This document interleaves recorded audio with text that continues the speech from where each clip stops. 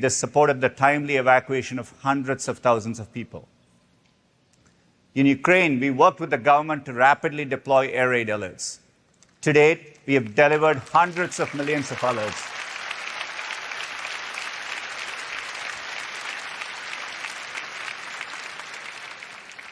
In March, I was in Poland, where millions of Ukrainians have sought refuge. Warsaw's population has increased by nearly 20% as families host refugees in their homes, and schools welcome thousands of new students. Nearly every Google employee I spoke with was hosting someone. In countries around the world, Google Translate has been a crucial tool for newcomers and residents trying to communicate with one another. We are proud of how it's helping Ukrainians find a bit of hope and connection until they are able to return home again. Real-time translation is a testament to how knowledge and computing come together to make people's lives better. More people are using Google Translate than ever before, but we still have work to do to make it universally accessible.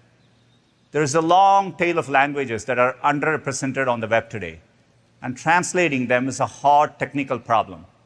That's because translation models are usually trained with bilingual text. For example, the same phrase in both English and Spanish. However, there's not enough publicly available bilingual text for every language. So with advances in machine learning, we have developed a monolingual approach, where the model learns to translate a new language without ever seeing a direct translation of it. By collaborating with native speakers and institutions, we found these translations were of sufficient quality to be useful. Today, I'm excited to announce that we are adding 24 new languages to Google Translate.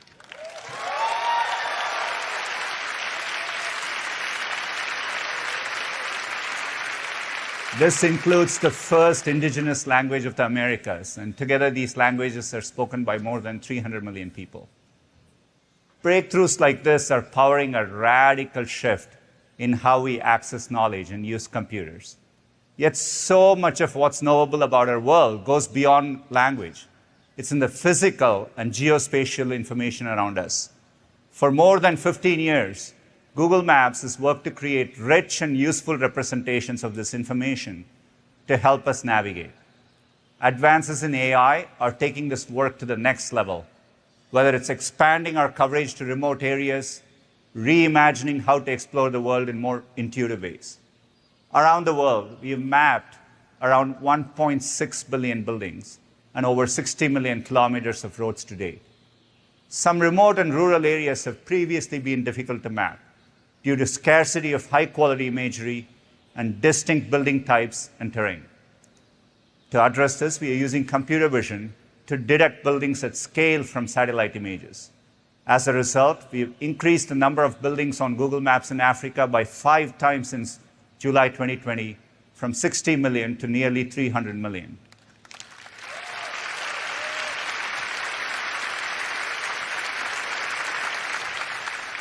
We have also doubled the number of buildings mapped in India and Indonesia this year, and globally over 20% of buildings on Google Maps have been detected using these new techniques. We've gone a step further and made the data set of buildings in Africa publicly available. International organizations like the United Nations and the World Bank are already using it to better understand population density and to provide support and emergency assistance. We're also bringing new capabilities into maps. Using advances in 3D mapping and machine learning, we are fusing billions of aerial and street-level images to create a new high-fidelity representation of a place.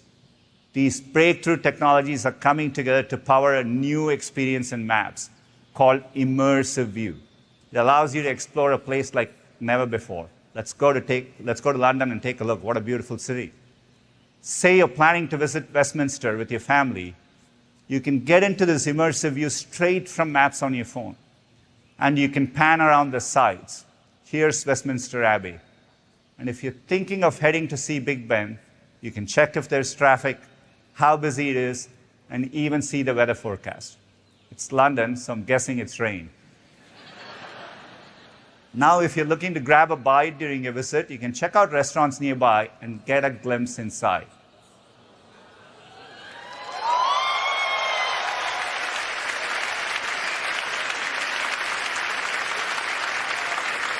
What's amazing is that this isn't a drone flying in the restaurant. We use neural rendering to create the experience from images alone.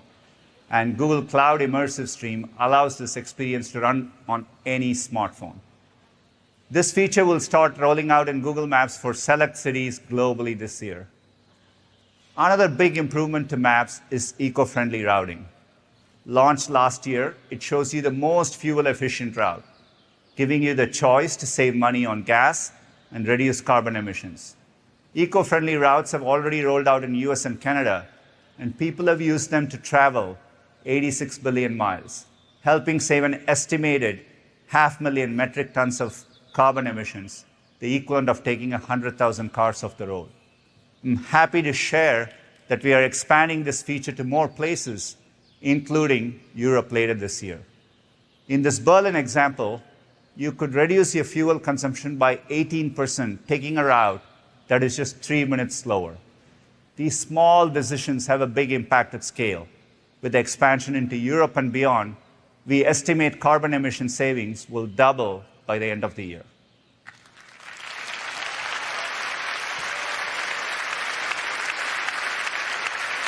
And we've added a similar feature to Google Flights. When you search for flights between two cities, we also show you carbon emission estimates alongside other information like price and schedule, making it easy to choose a greener option.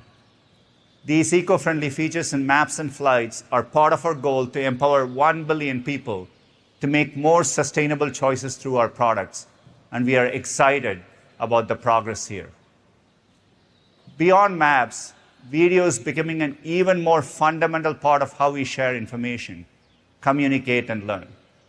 Often, when you come to YouTube, you're looking for a specific moment in a video, and we want to help you get there faster. Last year, we launched auto-generated chapters to make it easier to jump to the part you're most interested in.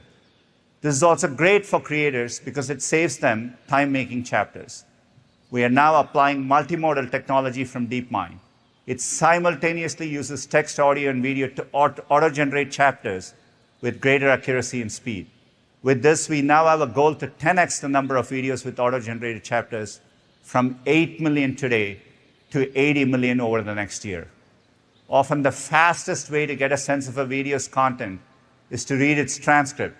So we are also using speech recognition models to transcribe videos. Video transcripts are now available to all Android and iOS users. Next up, we are bringing auto-translated captions on YouTube to mobile, which means viewers can now auto-translate video captions in 16 languages, and creators can grow their global audience. We'll also be expanding auto-translated captions to Ukrainian YouTube content next month, part of our larger effort to increase access to accurate information about the war.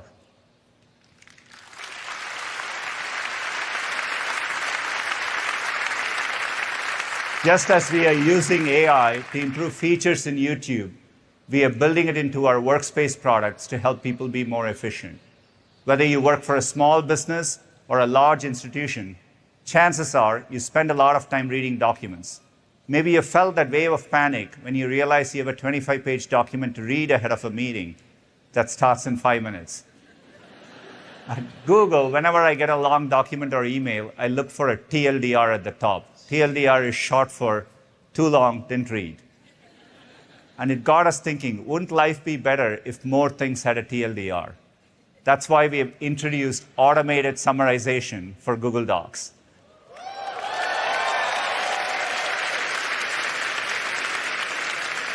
Using one of our machine learning models, Google Docs will automatically parse and pull out the main points. This marks a big leap forward for natural language processing. It requires understanding of long passages, information compression, and language generation, which used to be outside of the capabilities of even the best machine learning models. And docs are only the beginning. We are launching summarization for other products in Workspace. It'll come to Google Chat in the next few months, providing a helpful digest of chat conversations. So you can jump right back into a group chat or look back at the key highlights. What's for lunch?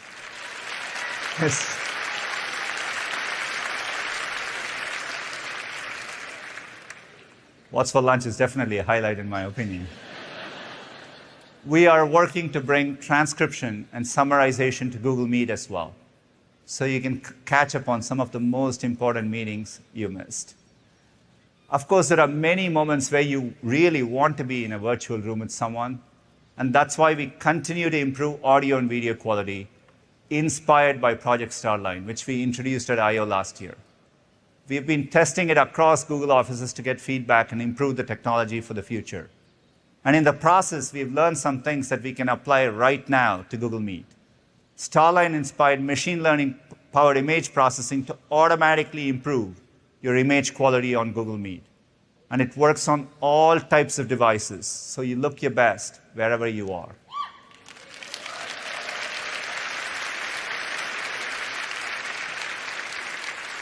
We're also bringing studio-quality virtual lighting to Meet. You can adjust the light position and brightness so you'll still be visible in a dark room or sitting in front of a window.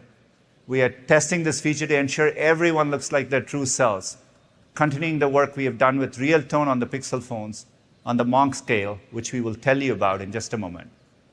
These are just some of the ways AI is improving our products, making them more helpful, more accessible, and delivering innovative new features for everyone. Now I'll turn it over to Prabhakar to share the progress we are making on our original and most important product, Google Search.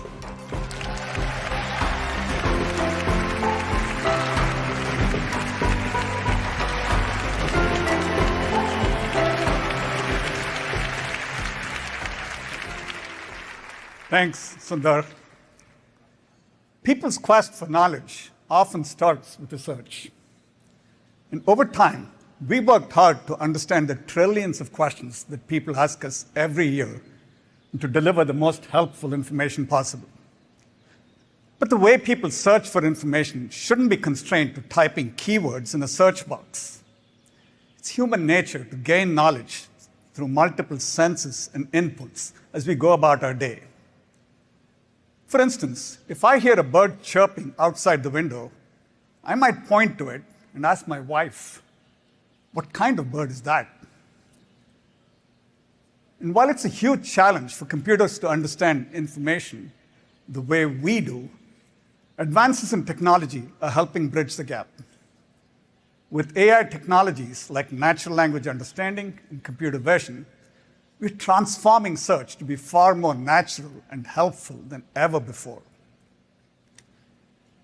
Imagine a future where you can search any way and anywhere and find helpful information about what you see, hear, and experience in whatever way is most intuitive to you. This is our vision for the future of search, and it's one we've already taken steps towards. When Google started, our breakthrough was in understanding text-based queries. Over time, people have asked us more complex and nuanced questions, and our investment in natural language understanding has significantly improved our ability to answer these, even when the query feels like a brain teaser. I don't know this one either. It's Hachi, a dog story. That's the answer. But for many questions, it can be easier to speak than type, which is why, over a decade ago, we introduced voice search. We now get hundreds of millions of voice queries every day, and adoption is even higher amongst new internet users. In India, for example, nearly 30% of Hindi queries are spoken. But often, seeing is understanding.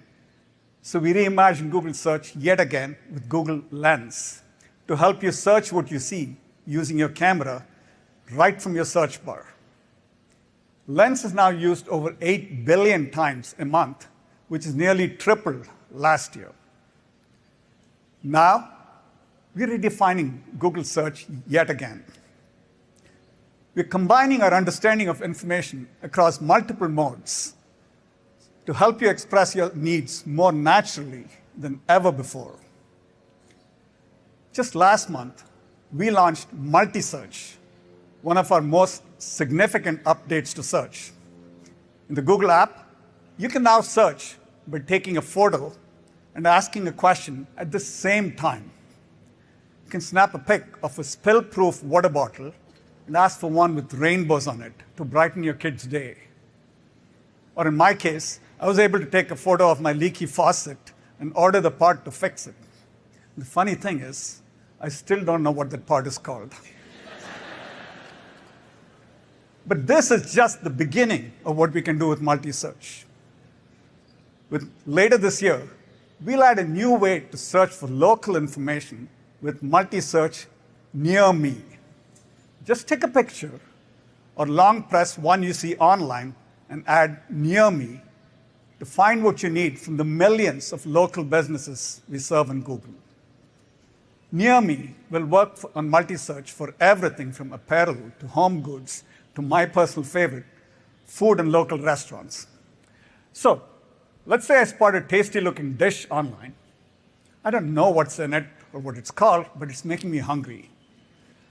With this new capability, I can quickly identify that it's japchae, a Korean dish, find nearby restaurants that serve it, and enjoy it in no time.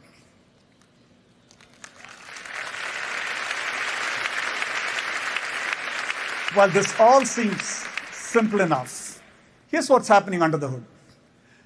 Google's multimodal understanding recognizes the visual intricacies of the dish and combines it with an understanding of my intent, that I'm looking for local restaurants that serve japchae. It then scans millions of images and reviews posted on web pages from our active community of Maps contributors to find results about nearby spots. Multi-search near me will be available globally later this year in English and will come to more languages over time.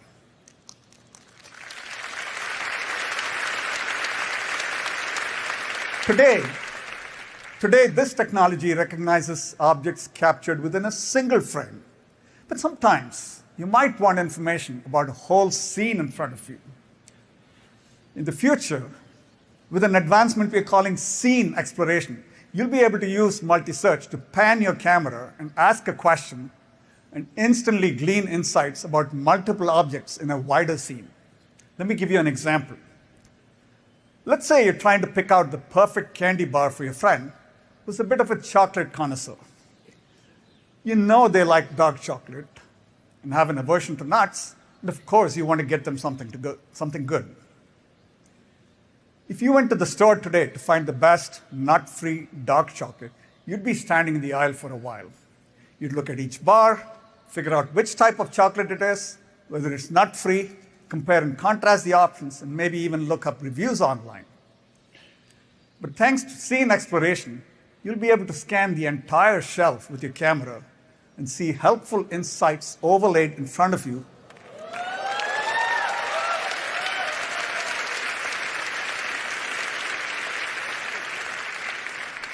Yeah, insights overlaid so you can find precisely what you're looking for. Try doing that with just keywords. Here's how it works. Scene exploration uses computer vision to instantly connect the multiple frames that make up the scene and identify all the objects within it. Simultaneously, it taps into the richness of the web and Google's knowledge graph to surface the most helpful results. In this case, which bars are nut-free, dark chocolate, and highly rated. Scene exploration is a powerful breakthrough in our device's ability to understand the world the way we do. And it gives us a superpower, the ability to see relevant information overlaid in the context of the world around us. You could imagine using this in a pharmacy to find a scent-free moisturizer, or at your local corner store to find a Black-owned wine label to support.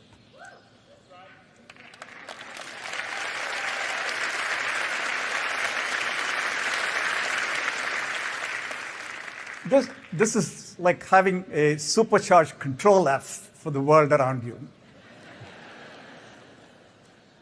Looking further out, this technology could be used beyond everyday needs to help address societal challenges like supporting conservationists in identifying plant species that need protection, or helping disaster relief workers quickly sort through donations in times of need. From multi-search near me to scene exploration, the advancements we've talked about today are in service of our broader vision to make search even more natural and helpful. So you can search your whole world asking questions anyway and anywhere. To deliver on this promise, Google needs to serve billions of people's diverse information needs. And it's critical that they see themselves reflected in our products. Building for everyone is a core value at Google. You might recall at I/O last year, we announced RealTone, a multi-year initiative to build more equitable camera and imagery experiences on Pixel 6.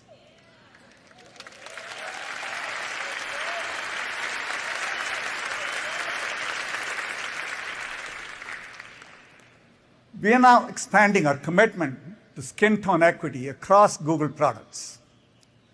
We partnered with Harvard professor Dr. Ellis Monk, who spent the past decade researching the impact of race, ethnicity, and skin tone on social inequality. And his research and expertise are shaping how we approach inclusivity in our products. Before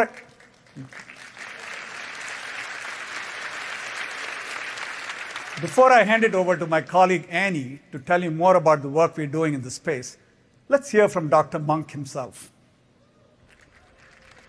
Oftentimes when it comes down to representation, I'm amongst the darkest that you would find in media, when I know that there are much darker folks, even of different races. Color biases and colorism are really a global phenomena. The reality is life chances, opportunities, all of these things were very much tied to your phenotypical makeup. It's facts. I feel like ever since I was a kid, if you were dark, you were not considered pretty. From a really young age, I did feel a really strong sense of responsibility to dig more deeply into issues of colorism. So for the last 10 years, I've been working on issues of racial inequality. And I developed a 10-point skin tone scale with the goal of making sure that everyone across the skin tone continuum feels represented. Do you feel like right now it's easy to find your skin tone? When we type beauty tutorial, if we only see white women, just ties into the bigger picture of not being represented. We can weed out these biases in our technology from a really early stage and make sure that the technologies that we have work equally well across all skin tones. I think this is just a huge step forward. Being represented is a right. If the internet truly is for everyone, then everyone should be represented. There is great potential for the tech industry to adopt the scale because the world is a better place when technology works equally well for everyone.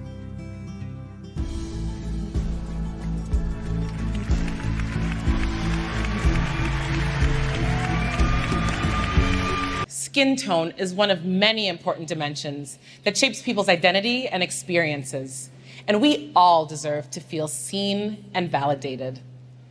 Today, we're excited to share how we're starting to use the Monk Skin Tone Scale to build more inclusive products across Google. Developed by Dr. Monk, the scale adds a critical step to our product development and testing to ensure the technology powering our features works well for everyone. Our research has shown that more people in the US find the Monk scale to more accurately reflect their skin tone compared to the current industry standard. This was especially true for people with darker skin tones. We're testing the scale globally and in different product settings, and will continue to improve it to reflect people everywhere. At Google, we've started using the Monk scale to help improve how we understand and represent skin tone in products like photos and search. Every day, millions of people search the web, expecting to see images that match the diversity of the world around them. We've started to roll out improvements to images in Google search to show a range of skin tone diversity so that people from all kinds of backgrounds can find more relevant results. And for makeup queries like everyday eyeshadow and bridal makeup looks, users will have a new way to filter by relevant skin tones to find more helpful results. I can't tell you the number of times that complementary shades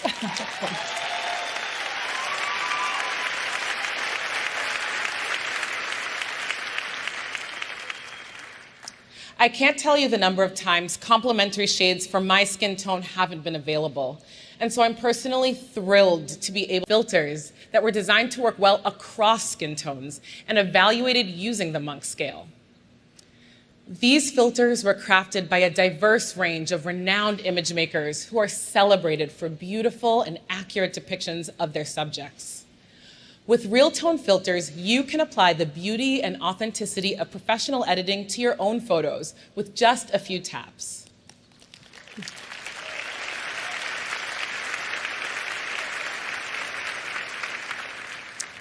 Building more inclusive experiences is a long-term commitment, one that involves close collaboration with brands, publishers, and researchers. And that's why we're pleased to announce that today we are open sourcing the Monk Skin Tone Scale so anyone can use it as a more representative skin tone guide.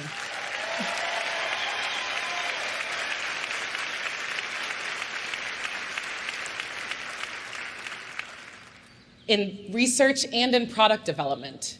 By open sourcing the scale, our goal is to improve it over time in partnership with the industry. In the coming months, we'll also be developing a standardized way to label content for images on Google Search. Creators, brands, and publishers will be able to use an inclusive schema to label images with attributes like skin tone, hair color, and hair texture. All of this is part of our ongoing commitment to ensuring that the web is as representative as our world. And now, let's check in with our watch party in Sao Paulo.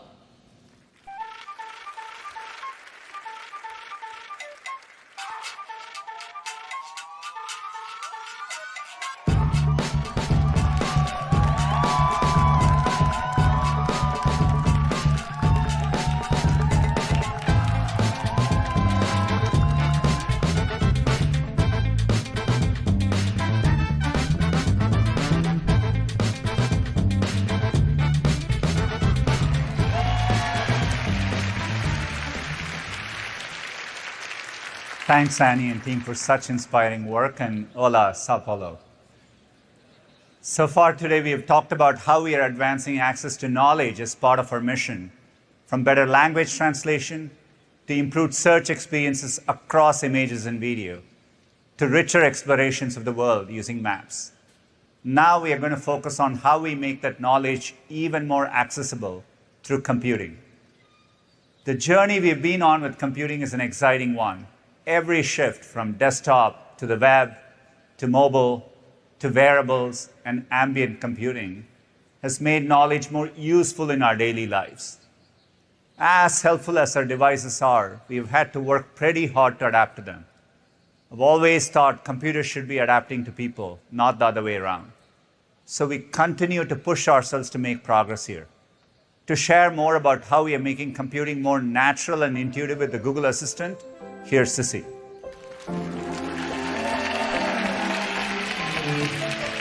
Thanks, Sundar. It's amazing how quickly voice is becoming such a common way to access computing. Every month, over 700 million people around the world get everyday tasks done with their assistant. They can just say, "Hey Google," to get help on the go, in their homes, and even in the car. But these interactions are still not as natural as they could be. First, you should be able to easily initiate conversations with your assistant. So today, we're introducing 2 new options so you don't have to say, "Hey Google," every time.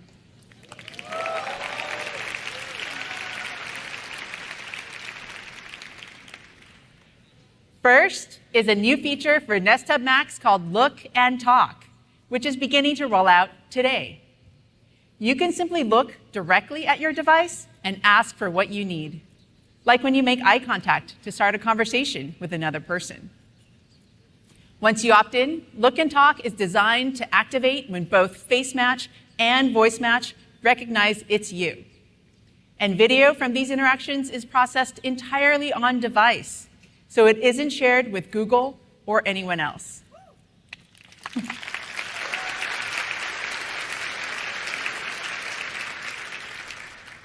Let me turn the camera back on and show you how it works. The mic and camera are back on. Walking into the kitchen to start our weekend with my family, I can simply look over and ask, show me some beaches in Santa Cruz. I found a few beaches near Santa Cruz.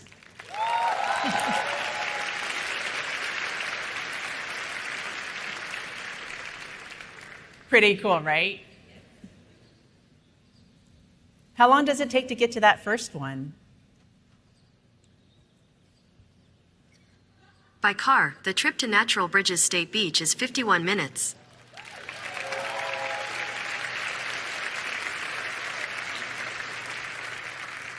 That's so much easier than saying the hot word over and over. The ability to distinguish intentional eye contact from a passing glance requires 6 machine learning models that are processing over 100 signals, like proximity, head orientation, and gaze direction, to evaluate the user's intent all in real time.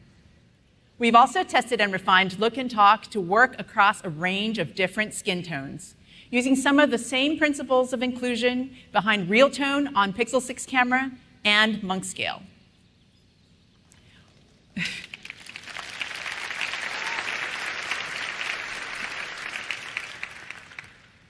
We're also excited to expand quick phrases on Nest Hub Max. Quick phrases already lets you skip the hot word for things like answering calls on Pixel 6 and stopping timers on Nest devices. And in the next few months, you'll be able to ask your assistant for many common requests, like setting alarms, asking for the time, and controlling lights from your Nest Hub Max, all without saying the hot word.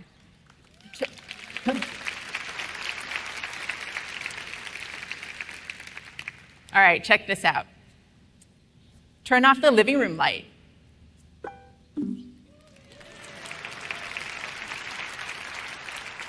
That was so easy. I just said what I wanted. Designed with privacy in mind, you choose which quick phrases are enabled for your Nest Hub Max. So those are 2 ways that it's getting easier to start talking to the assistant.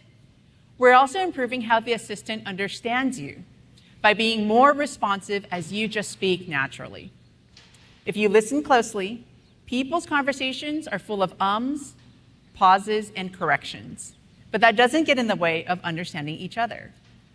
And that's because people are active listeners and can react to conversational cues in under 200 milliseconds.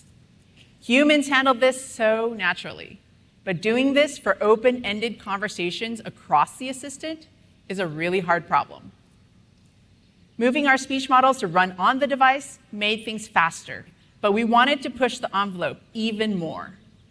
The breakthrough comes by creating more comprehensive neural networks that run on the Google Tensor chip, which was built to handle on-device machine learning tasks super fast. Let me show you a preview of how this will all come together. For example, I might tap and hold on my Pixel Buds and say, play the new song from...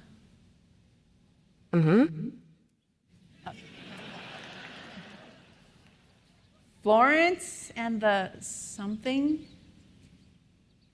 Got it. Playing free from Florence and the Machine on Spotify.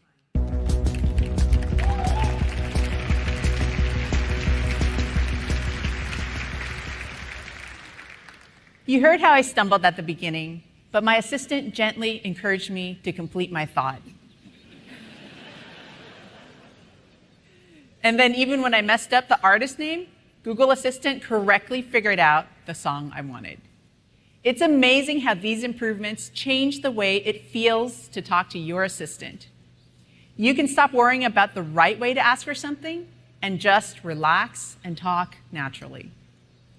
This is how we're pushing computing forward with natural conversation, letting you easily initiate conversation and making it so you can just speak naturally, all so you can be truly understood. I'm excited to see how our voices will become a faster, hands-free way to get things done across many types of devices, including a growing Android ecosystem that you'll hear about in a few minutes. Thanks, and back to you, Sundar.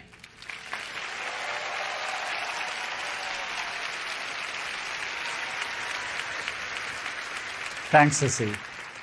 We are continually working to advance our conversational capabilities. Conversation and natural language processing are powerful ways to make computers more accessible to everyone. And large language models are key to this. Last year, we introduced Lambda, our generative language model for dialogue applications that can converse on any topic. Today, we are excited to announce Lambda 2, our most advanced conversational AI yet. We are at the beginning of a journey to make models like these useful to people, and we feel a deep responsibility to get it right. And to make progress, we need people to experience the technology and provide feedback. We opened Lambda up to thousands of Googlers who enjoyed testing it and seeing what it was capable of. This yielded significant quality improvements and led to a reduction in inaccurate or offensive responses. That's why we have made AI Test Kitchen. It's a new way to explore AI features with a broader audience. Inside the AI Test Kitchen, there are a few different experiences. Each is meant to give you a sense of what it might be like to have Lambda in your hands and use it for things you care about. The first is called Imagine It. This demo tests if the model can take a creative idea you give it and generate imaginative and relevant descriptions. These are not products, they are quick sketches that allow us to explore what Lambda can do with you. As you see, the user interfaces are very simple. Say you're writing a story and you need some inspirational ideas. Maybe one of your characters is exploring the deep ocean. You can ask what that might feel like. Here, Lambda describes a scene in the Mariana Trench. It even generates follow-up questions for you on the fly. You can ask Lambda to imagine what kind of creatures might live there. Remember, we didn't hand-program the model for specific topics like submarines or bioluminescence. It synthesized these concepts from its training data. That's why you can ask about almost any topic, Saturn's rings, or even imagine being on a planet made of ice cream.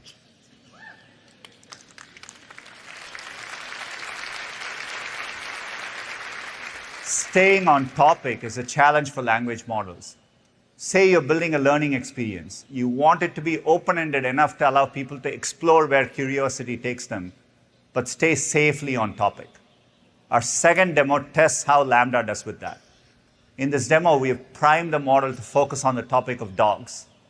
It again starts by generating a question to spark conversation. Have you ever wondered why dogs love to play fetch so much? And if you ask a follow-up question, you get an answer with some relevant details. It's interesting.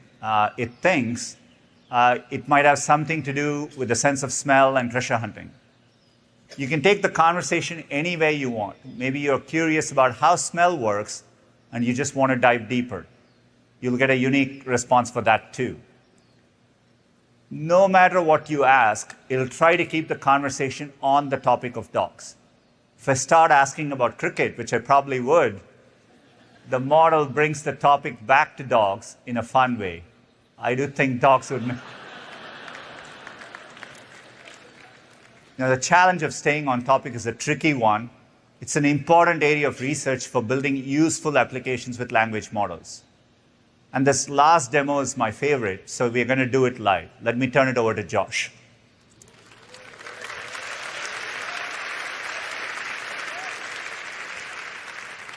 Thanks, Sundar. As a team, we've learned a lot on this project, and this will be the first ever live demo of Lambda from stage. Are y'all ready to see how it works? All right, here I am in the AI Test Kitchen app. I'm going to open up this demo called List It. Now, List It explores if Lambda can take a complex goal or topic and break it down into relevant subtasks. It can help me figure out what I'm trying to do and generate useful ideas I might not have thought of. If you love to-do lists like I do, this is a dream come true.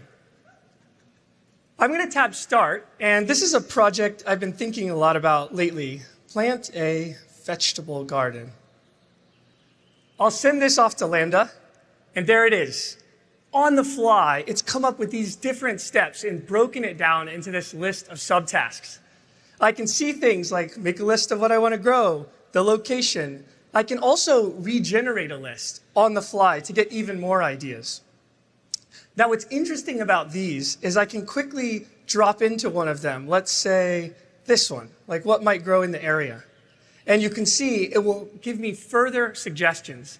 I can keep going, breaking this down, where eventually it gives me a list of what I might want to plant, like tomatoes or lettuce or garlic. We'll keep garlic out of it this time. One of the other things Lambda does is not just break down lists, but you can generate a tip. So here, when I tap generate a tip, it's never seen this one before, actually. It's telling me if I have a small yard or patio. It gives me different vegetables I might be able to grow.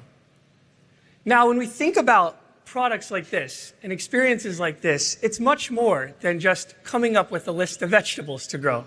If I scroll back up, you can see all the different pathways that Lambda is helping me think through and giving me tips along the way. And just like that, this whole task feels a lot less daunting. Back to you, Sundar.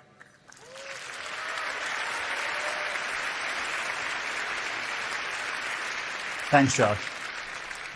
Just like the other demos, you can input all kinds of goals, whether it's moving to a new city or learning an instrument. These experiences show the potential of language models to one day help us with things like planning, learning about the world, and more. Of course, there are significant challenges to solve before these models can truly be useful. While we have improved safety, the model might still generate inaccurate, inappropriate, or offensive responses. That's why we are inviting feedback in the app so people can help report problems. And we'll be doing all of this work in accordance with our AI principles. Our process will be iterative, opening up access over the coming months, and carefully assessing feedback with a broad range of stakeholders, from AI researchers and social scientists to human rights experts. We'll incorporate this feedback into future versions of Lambda and share our findings as we go. Over time, we intend to continue adding other emerging areas of AI into our AI test kitchen, and you can learn more here. As you just saw, Lambda 2 has incredible conversational capabilities. To explore other aspects of natural language processing and AI, we recently announced a new model. It's called Pathways Language Model, or PaLM for short. It's our largest model to date and trained on 540 billion parameters. PaLM demonstrates breakthrough performance on many natural language processing tasks, such as generating code from text, answering a math word problem, or even explaining a joke. It achieves this through greater scale. And when we combine that scale with a new technique called chain of thought prompting, the results are promising. Chain of thought prompting allows us to describe multi-step problems as a series of intermediate steps. Let's take an example of a math word problem that requires reasoning. Normally, how you use a model is you prompt it with a question and an answer, and then you start asking questions. In this case, how many hours are in the month of May? So as you can see, the model didn't quite get it right. So in chain of thought prompting, we give the model a question-answer pair, but this time, we explain how the answer was derived. Kind of like when your teacher gives you a step-by-step example to help you understand how to solve a problem. Now, if you ask the model again, how many hours are in the month of May, or other related question, it actually answers correctly, and it even shows its work.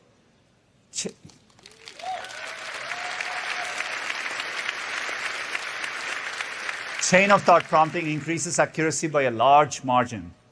This leads to state-of-the-art performance across several reasoning benchmarks, including math word problems. And we can do it all without ever changing how the model is trained.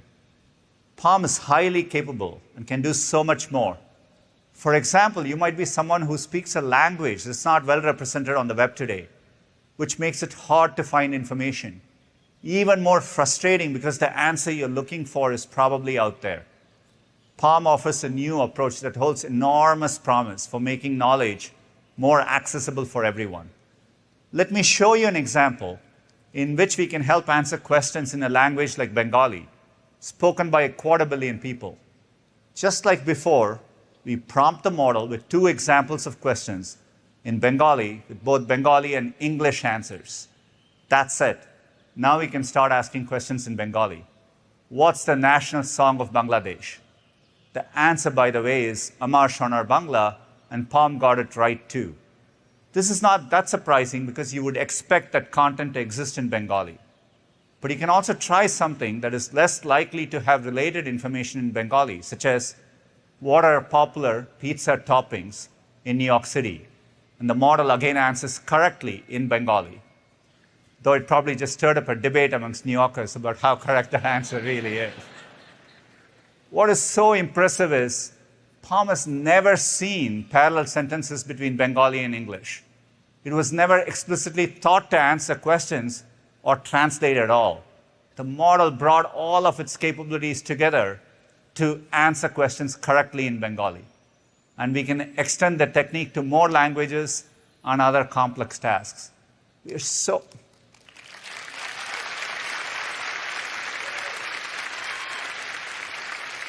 so optimistic about the potential for language models. One day we hope we can answer questions on more topics in any language you speak, making knowledge even more accessible in search and across all of Google. All the advances we have shared today are possible only because of our continued innovation in our infrastructure. Recently, we announced plans to invest $9.5 billion in data centers and offices across the US. One of our state-of-the-art data centers is in Mayes County, Oklahoma. I'm excited to announce that there we are launching the world's largest publicly available machine learning hub for all our Google Cloud customers. This machine learning hub has 8 cloud TPU v4 pods, custom built on the same networking infrastructure that powers Google's largest neural models. They provide nearly 9 exaflops of computing power in aggregate, bringing our customers an unprecedented ability to run complex models and workloads. We hope this will fuel innovation across many fields, from medicine to logistics, sustainability, and more. And speaking of sustainability, this hub is already operating at 90% carbon-free energy.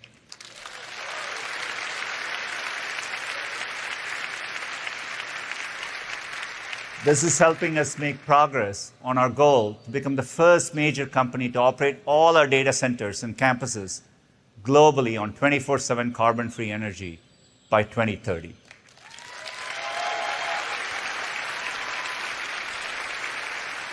Even as we invest in our data centers, we are also working to innovate on our mobile platforms, so more processing can actually happen locally on device. Google Tensor, our custom system on a chip, was an important step in this direction. It's already running on Pixel 6 and Pixel 6 Pro and brings our AI capabilities, including the best speech recognition we've ever deployed, right to your phone. It's also a big step forward in making those devices more secure. Combined with Android's private compute core, it can run data-powered features directly on device so that it's private to you. To share more about how we are making computing safer with Google, let me turn it over to Jen.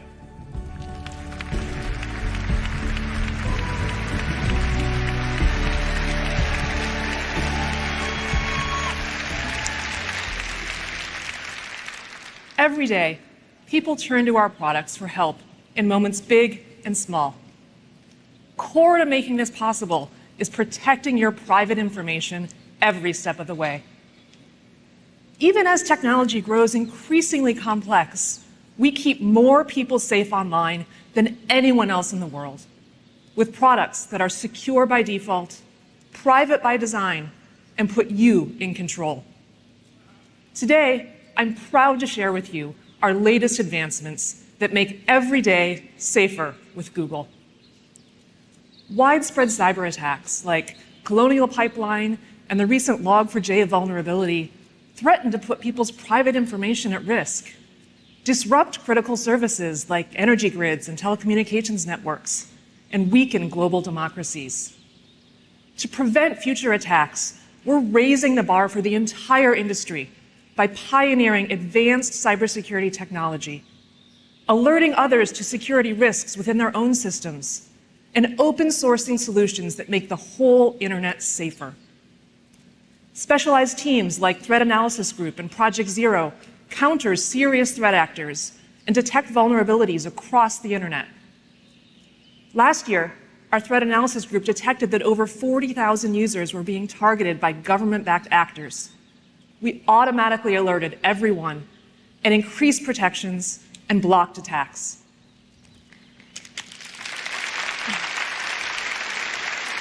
Most recently, with the war in Ukraine, we observed a surge of distributed denial of service attacks against websites providing critical information, like current news and evacuation resources.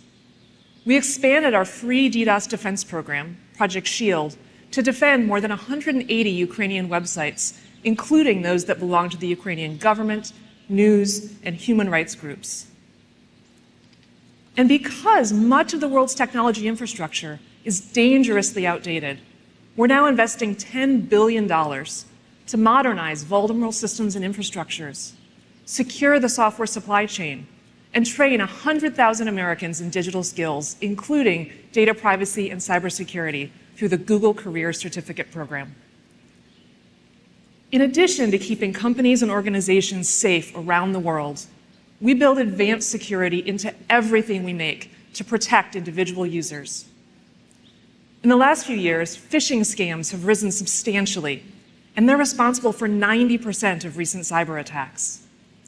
Our built-in protections intercept these attempts before they ever reach you. For example, every day, Gmail and messages by Google block more than 15 billion spam and phishing messages.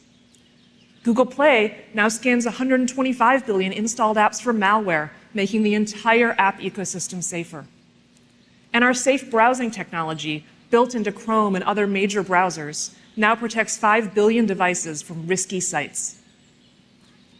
Detecting and blocking threats at this scale every day makes our AI-powered protection second to none, and also enables our teams to identify new areas to safeguard. Which is why we're now scaling our proven phishing protections to Google Docs, Sheets, and Slides.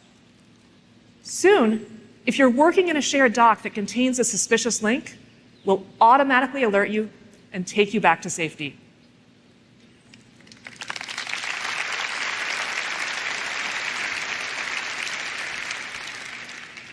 No matter where they occur, all phishing attempts share a single goal: to compromise your account, often using it as a tool to spread the attack to your network.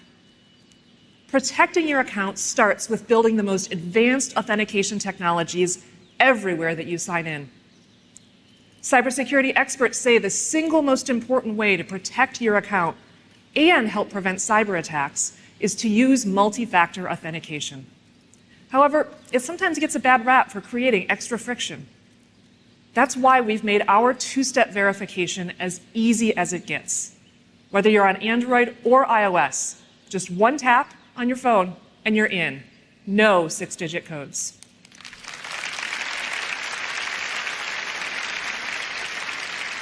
Over 10 years ago, we were the first consumer technology company to offer two-step verification, and we're now the first to turn it on by default. Last year alone, we enrolled an additional 150 million accounts in two-step verification. And we're optimizing the sign-in flow and account recovery experience so that we can turn on this additional layer of protection for everyone. To extend the world-class security of your Google account to all your online accounts, we built Sign-in with Google. Every day, 400 million people use it for secure one-click access to everything from travel sites to grocery apps. Building an authentication system that's secure and easy to use is a massive challenge. I mean, how many times have we all had to click forgot password?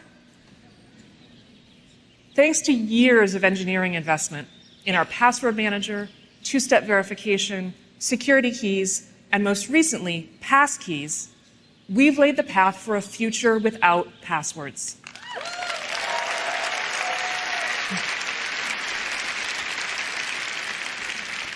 And we're now leading an industry-wide effort to enable passwordless sign-in across every device, website, and application on any platform. I'm really proud of the work we've done to make secure authentication accessible for everyone, everywhere. As we all do more and more of our shopping online, keeping your payment information safe and secure is critically important. Today, I'm excited to announce the launch of virtual cards on Chrome and Android.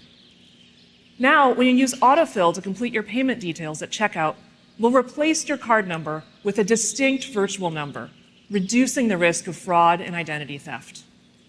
To give more people access to a safer way to pay online, we've worked closely with Visa, American Express, Capital One, and MasterCard to roll out virtual cards starting this summer.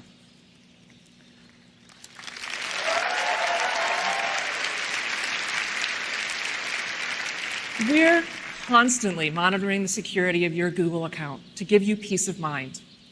We're now adding a safety status on your profile picture. So if anything needs your attention, we'll let you know and then guide you through simple steps to ensure your account is secure. We're relentless about protecting your personal information with the most advanced security in the world. Because if it's not secure, it's not private. But protecting your privacy requires us to be equally rigorous in building products that are private by design. And I'm excited to tell you about our latest advancements in this area. Today, computing's no longer happening just on a computer or on a phone, but across your home, in your car, on your wrist, and in the cloud. Unlocking personalized, helpful experiences while protecting user privacy in this increasingly complex environment presents new technical challenges. Building on deep research and advances in AI, hardware, and cloud computing, we've engineered a new technical approach we call protected computing. At its core, protected computing is a growing toolkit of technologies that transforms how, when, and where data is processed to technically ensure the privacy and safety of your data. Our approach focuses on 3 areas. First, we minimize your data footprint.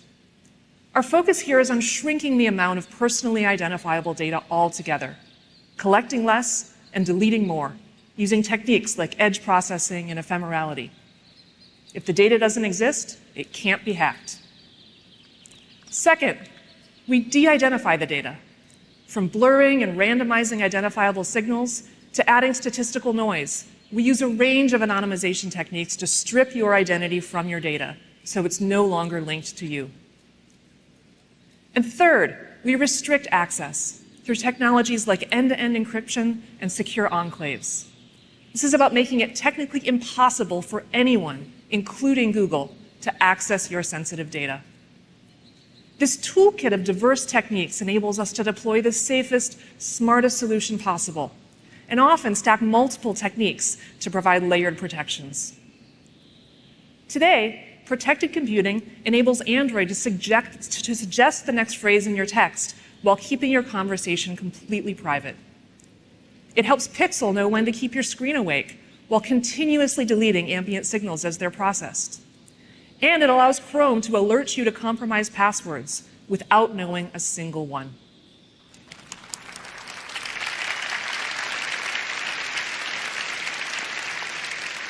Later today, you'll hear more about how protected computing is enabling new ambient experiences across your Android and smart home devices while keeping your information private. In addition to providing helpful experiences, protected computing is essential to unlocking the potential of data to benefit society more broadly in a way that preserves everyone's privacy. For example, our environmental insights team is exploring how, with protected computing, we can provide local governments with de-identified and aggregated location and movement data within their cities to help reduce their carbon footprint. Protected computing represents our deep commitment to innovating new technical solutions that make technology more helpful, safe, and private everywhere that computing happens.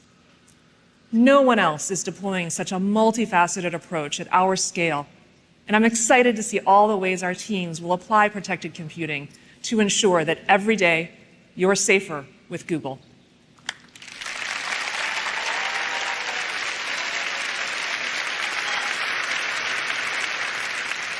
At the end of the day, we believe that privacy is personal.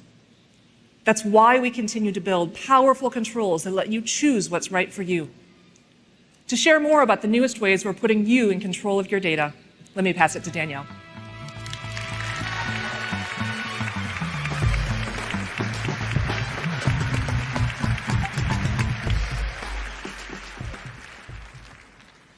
We feel privileged that billions of people trust products like Search, Chrome, Maps, and Android to help them every day.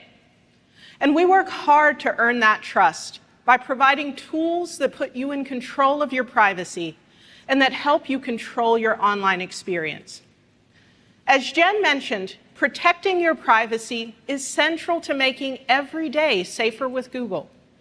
An important way that we do this is by helping you take more control over your data, including the data used to show you ads. We never sell your personal information to anyone or use the content you store in apps like Gmail, Google Photos, or Drive for advertising purposes. We also never use sensitive information like health, race, religion, or sexual orientation for personalized ads, period. We believe that the best ads are helpful, relevant, and safe. So later this year, we'll launch My Ad Center to give you even more control over the ads you see across YouTube, Search, and Discover.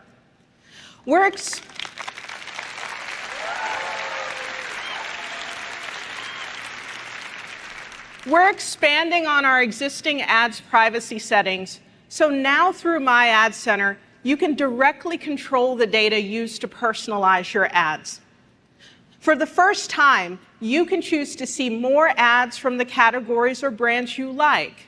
For example, I'm interested in hybrid vehicles, so I choose to see ads from that category. You can also opt to see fewer ads from categories or brands you're not interested in.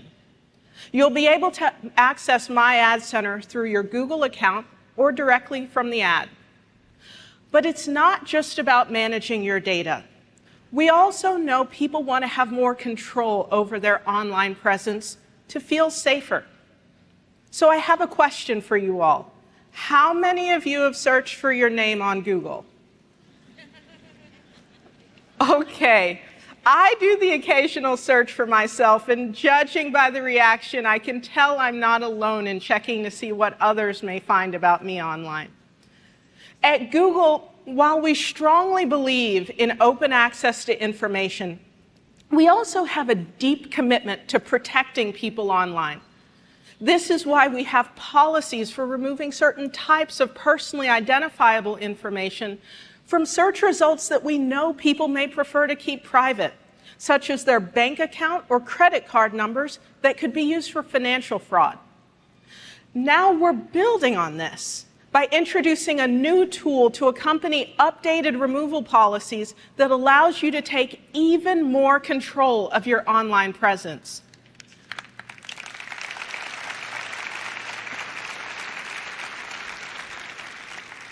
Soon, if you find search results that contain your contact details, such as your phone number, home address, or email address that you want taken down, you can easily request their removal from Google Search.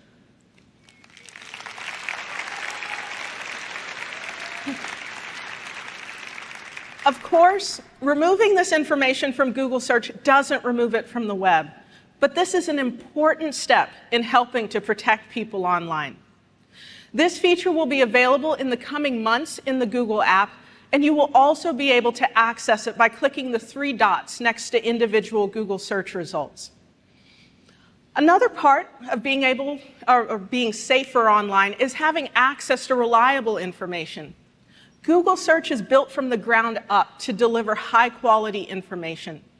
This has set Google apart from day one, and it's something we relentlessly invest in. And we also give you tools to evaluate the reliability of the information you come across. One of the tools we launched last year, called About This Result, has now been used more than 1.6 billion times.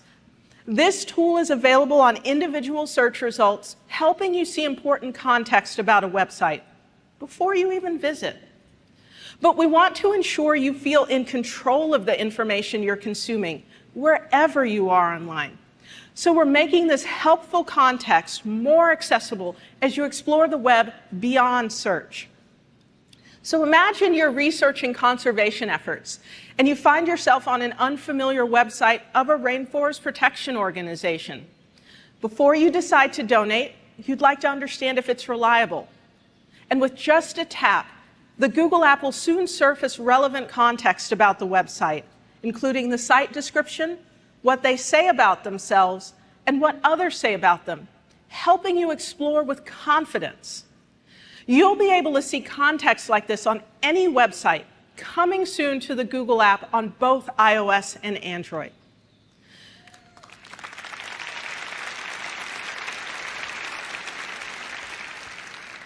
As we've talked about today, at Google, we keep more people safe online than anyone else in the world, with products that are secure by default, private by design, and that put you in control. Everything we make is designed with safety at the core, including the platforms with billions of users like Search and Android. And speaking of Android, the team has been building cool experiences across the many devices in your life. And up next, Samir will be here to tell you more about it. But first, let's say hello to our watch party in London.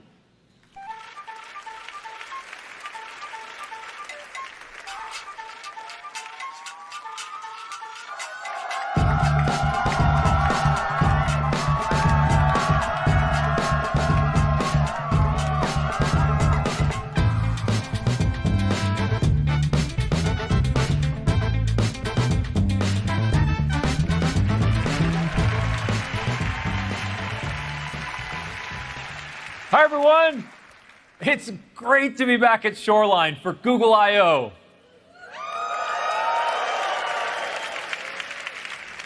Over the years, Android has grown into the most popular OS in the world, delivering access, connectivity, and information to people everywhere on their smartphones.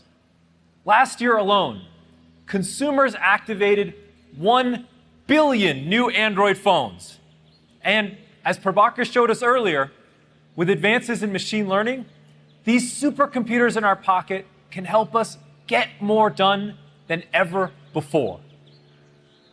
While the phone is still the most popular form of computing, people are increasingly adding all kinds of connected technologies to their lives, like TVs, cars, watches, and more. And even if those devices don't come from different manufacturers, people expect everything to work together without the hassle. It's got to be simple. Android has always been about people choosing the technology that works best for them. In a multi-device world, we believe this openness is even more essential for creating the best consumer experience. So let's talk about what's new in Android 13 to bring all the benefits of this multi-device future to everyone. There are 3 big themes we're focused on. First, enabling you to do more with your phone at the center. Second, extending beyond the phone to all the forms of computing people love, like watches, tablets, and more. And third, making all your devices work better together to solve problems and help you throughout your day. Let's start by talking about phones. Android 13 builds on our Material You design language, so your phone has even more ways to adapt to your style. All your app icons can now incorporate your color theme. And there's a new media control that tailors its look to the music you're listening to. I love how the progress bar grooves to the beat. It's super cool. You can even personalize your experience by setting a different language per app. So if you're multilingual, you can use your social media app in one language and your banking app in another. And of course, Android 13 comes jam-packed with dozens of new security and privacy features. But security needs to go beyond your device. When you send a message from your phone to someone else's, you want to be sure it's private and secure. That's why we've worked with carriers and device makers all over the world to upgrade SMS text messaging to a new standard called RCS, which can enable important privacy protections like end-to-end encryption. This is a huge step forward for the mobile ecosystem, and we're really excited about the progress.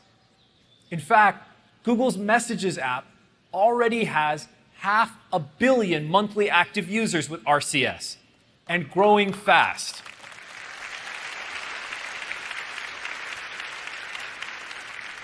We hope every mobile operating system gets the message and upgrades to RCS. So your messages are private, no matter what device you're using. Now, our phones are essential parts of the way we communicate with our friends, family, and loved ones. In fact, these days, there's only two things I don't leave my home without: my phone and my wallet. So the question is, can my phone replace my wallet? Well, today, we're excited to introduce the new Google Wallet.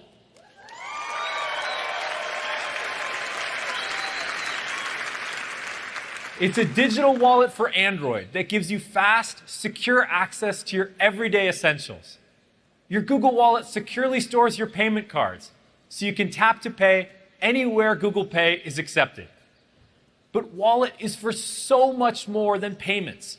It's a way to unlock more of the world around you. You can show your student ID on campus, board a flight, or start your car. You can even use it as your park pass to explore Walt Disney World. Items that contain highly personal information, like your vaccine card, are stored on your device and not shared with anyone, not even Google. Now, we know it's hard to part with your physical wallet if it doesn't have your most essential item, your ID. So we're working with states here in the US and governments around the world to bring digital IDs to Wallet later this year.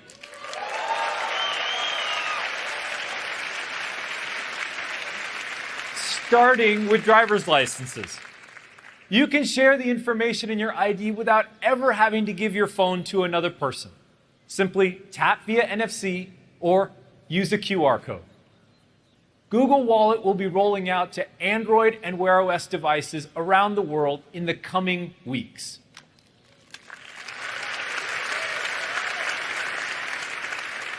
Now, helping you securely communicate with your friends and family and storing your digital identity is really useful. But our phones can be even more essential in difficult moments in life, like emergencies or natural disasters. 2 years ago, we developed the first algorithms on a phone to detect when you're in a car crash and automatically call for help. Let's take a look. I've got no recollection of the accident whatsoever. I woke up, I was upside down, and I had diesel fuel dripping on me. In the most powerful voice I had, I screamed out, "Help!" which I knew was pointless, but I heard help is on the way. The phone detected the accident and called 911. There was so much joy when I heard somebody say, "We found him, we've got him." I'm getting goosebumps thinking of it at the moment because I wouldn't be here talking to you if it wasn't for that. The car crash detection feature on that phone saved my life.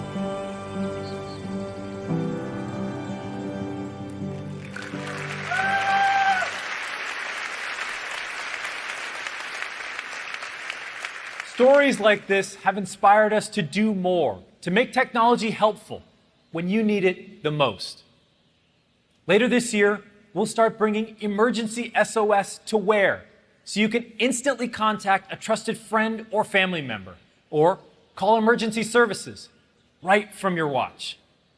We're also expanding Android's earthquake alerting system to many of the remaining high-risk regions in the world. It uses accelerometer data from phones to determine if an earthquake is happening and warn others in the surrounding area, often before the shaking reaches them. You can get off a ladder, take cover, or pull your car over. These extra seconds of warning can save lives.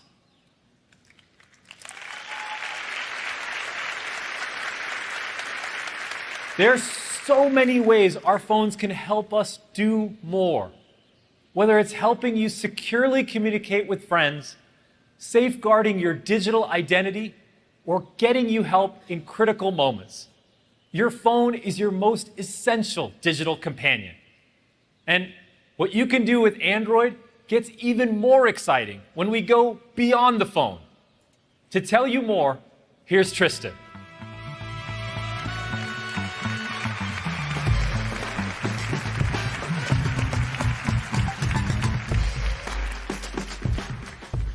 Along with the phone, we're working hard to ensure Android delivers a fantastic experience on all the devices that are most important to you, especially your personal devices like watches and tablets.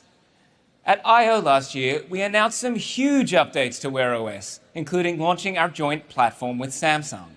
And what a year it has been. There are now over 3 times as many Wear OS devices this year as there were last year. And this is just the start. Keep an eye out for new watches from Samsung, Fossil, Montblanc, and more starting this summer. The momentum is carried on to our developer community, who are launching great app experiences on Wear OS and making the watch even better for our users. Favorites like Spotify, Adidas Running, Line, and Kakao Talk have all recently come to the platform, with many more coming soon. With a growing ecosystem of partners, developers, and apps, Wear OS is bringing the best of Android to your wrist. And this year, there's another, bigger screen that consumers are super excited about: tablets. We are now approaching 270 million active users on large screen devices. Android pioneered multiple sizes and form factors for larger screens, and we have many fantastic devices hitting the market, like the Samsung Galaxy Tab S8 Ultra, Lenovo Tab P12 Pro, and others from partners like Oppo and Xiaomi that are all being built on the latest Android releases. Incredibly, we can now get tablet-like experiences that can fit in your pocket, with foldables delivering all of the benefits of a large screen device with the portability of a phone. And Android is the only way to experience it all. But there is so much more to do. So this year, we've been working hard to make Android tablets amazing. But rather than just telling you about all these updates, why don't I show you?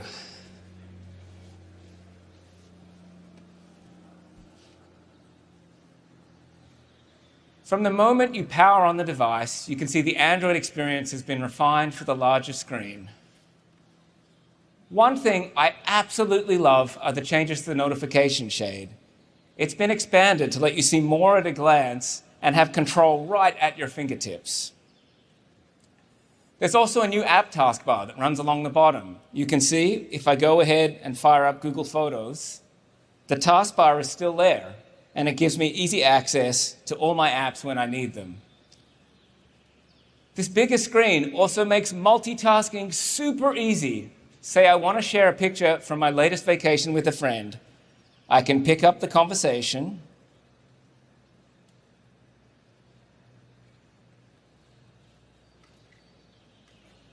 choose a photo, even edit it. It was pretty warm that day, as I remember it. And then drag it straight in.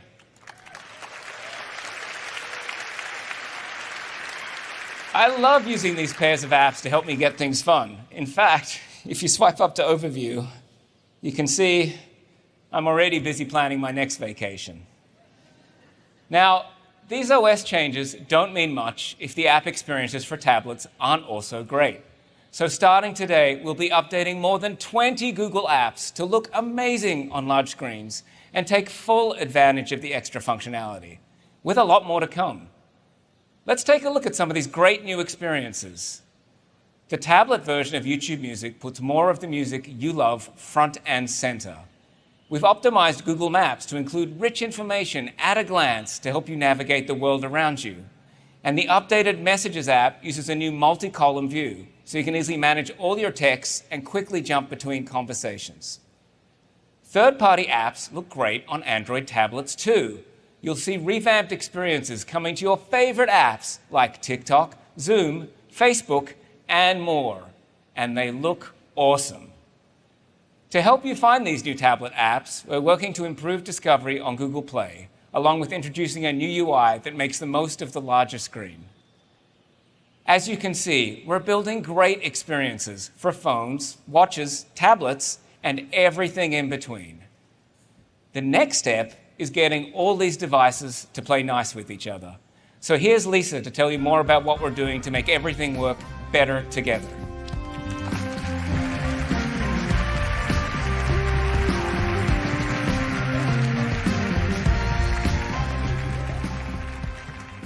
The whole point of adding more devices to your life is to make it easier, richer, more convenient. But that only happens if everything works seamlessly. So let me show you how Android brings your devices together to be more helpful. First, I should be able to enjoy my media on whatever surface makes sense in the moment. For example, if I'm watching a show on my tablet and want to move it to the TV so my husband can see it too. Or if I'm listening to music on headphones during a run and want to continue listening on my Bose speaker when I get home.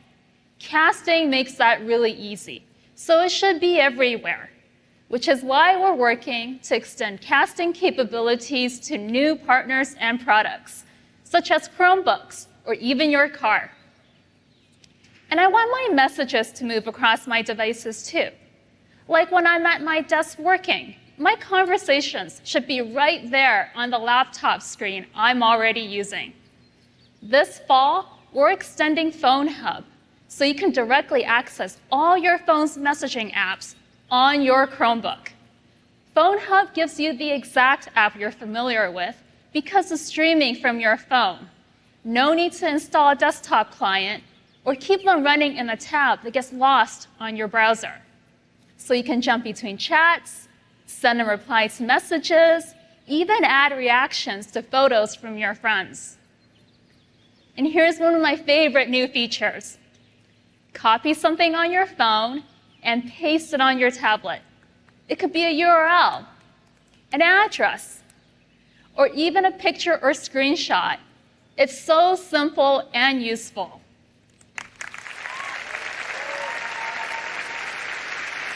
And that's how a multi-device world should work. Just use whatever surface is most convenient for what you want to do. But my biggest pet peeve is setting up all these devices in the first place. We developed FastPair to take care of that chore for you without having to manage settings or remember where the pairing button might be hidden.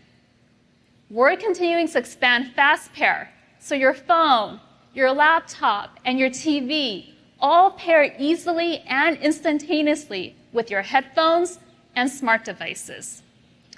And we want to extend this easy connectivity to all the devices in your home.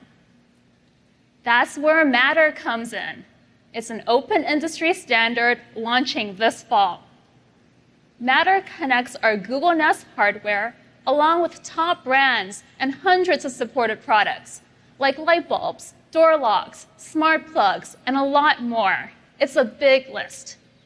You'll be able to quickly connect all those Matter-enabled devices in seconds to your home network, Google Home, and your favorite apps using FastPair.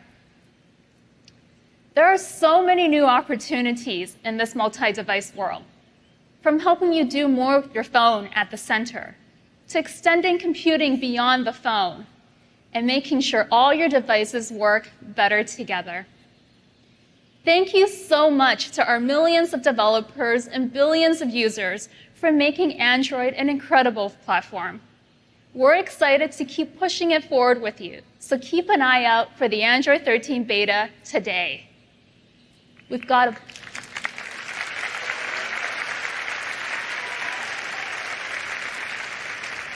a bunch of great partners and devices participating, so check it out and send your feedback. Now, before I go, we've been talking a lot about FastPair, So let's check in with another fast pair, Lando and Daniel. We've sent a few devices to our friends at McLaren, the newest members of the Android family. So let's see what fun they got into, and then we'll get some exciting updates from the Google hardware team. What do we got here? Some toys from our new sponsor. Do you know you can play a game between any Android devices? You want to play a game? All right. Rocket League. Go on to Rocket League. Yep. Let me show you how it's done. How do you accelerate? Well, you're not made for this, mate. Oh. Next goal wins. Oh no. Oh no! No! All right, cast it to the TV. All right, let's do it. Oh my god. Yeah, I know. I'm new to the YouTube game. Do you think bandanas suit you? I did like that one. You see, the more you post, the less people like you. Yeah, that's why I stopped posting. Clever. Yeah. All right, who would you like to message? Enter a group name. Uncle Buck and the boys. Perfect. Oh, I'm in. What's Mr. Zach Brown doing? Zach, you there, mate? Hello, Zach. Guys, shouldn't you be training or something? Oh boy. You have broken it.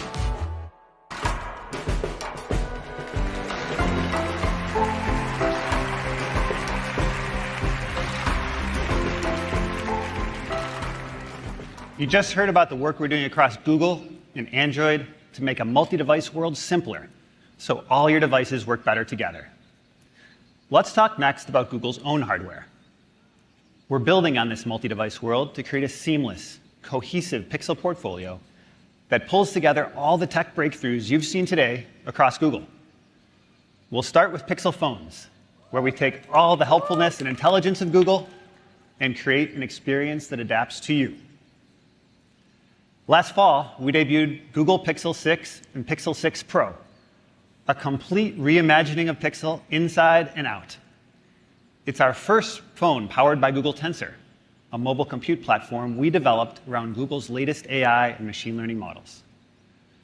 Tensor gives us a major advantage in mobile AI, and it's a hardware foundation that we'll be building on for years to come. With leading-edge hardware, software, and AI, Pixel 6 introduced some amazing new phone capabilities to help you take professional quality photos and communicate with people in another language, all while keeping your personal information private with the Google Tensor Security Core. Pixel 6 is a huge step forward for the Pixel portfolio, and it's been great to see the response from Pixel users. It's the fastest selling Pixel ever, despite all the supply constraints in the industry. Pixel 6 has already sold more than Pixel 4 and 5 combined.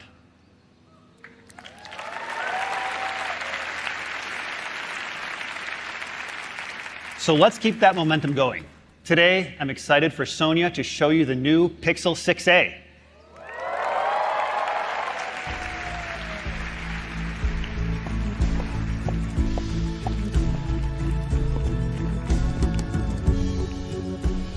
Thanks, Brian.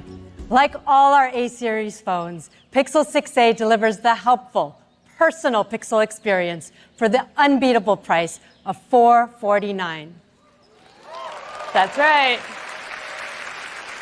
We truly believe it's the best smartphone we've ever offered for this price. And let me tell you why. Pixel 6a shares the same iconic design language introduced on Pixel 6, with a unique two-tone look and slim bezels surrounding our perfectly pocketable 6.1-inch display.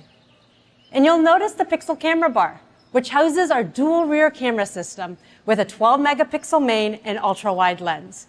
And all of that is encased in our recycled aluminum frame. Of course, the real magic of Pixel 6a is what you're able to do with it. In years past, the A-series really took advantage of Google's strength in AI to get the most out of affordable hardware. So we could deliver our core Pixel features for a low price. And that was great. The combination of Google Smarts and a mid-range processor produced amazing smartphones that our users love. However, as Brian mentioned, we now have our own Google Tensor SoC. So for the first time, we've developed a common hardware system that we've scaled across the Pixel portfolio, from our flagship phones to our A series. So what does that mean? It means that Pixel 6a includes the same fast 5G connectivity as Pixel 6 and 6 Pro. It uses the exact same security architecture with Titan M2 for industry-leading protection that makes the phone more resilient to attacks. And most importantly, Pixel 6a uses the same premium Google Tensor SoC as our Pixel 6 Pro.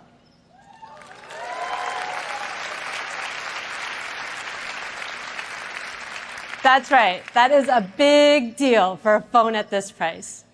With Google Tensor as the brain inside Pixel 6a, our state-of-the-art machine learning models run nearly 5 times faster than Pixel 5a. So we can provide better performance and richer AI-driven experiences for the same low price. Pixel 6a gives you the same great Android experience as our Pixel 6 Pro, as well as Pixel-exclusive features across photography, speech, security, and more. Let's start with photography. The camera system has real tone built in, so your photos are beautifully and accurately reflect your own skin tone. It also has night sight, so you can take incredible low-light photos. And yes, Pixel 6a includes Magic Eraser in Google Photos to remove those distractions from your otherwise perfect pictures. Now, there might be other people on the beach, but that doesn't mean you want them in your beautiful photos. With just a tap, you can make them disappear like magic.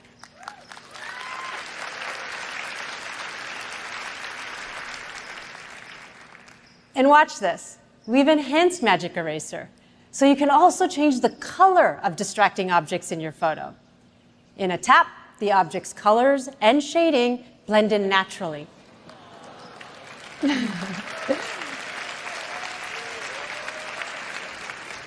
So the focus is on the subject, where it should be. Now, let's talk about speech. Tensor's strength in machine learning enables amazing on-device speech features, like live caption, recorder, and live translate. It's like having a personal interpreter and translator wherever you go.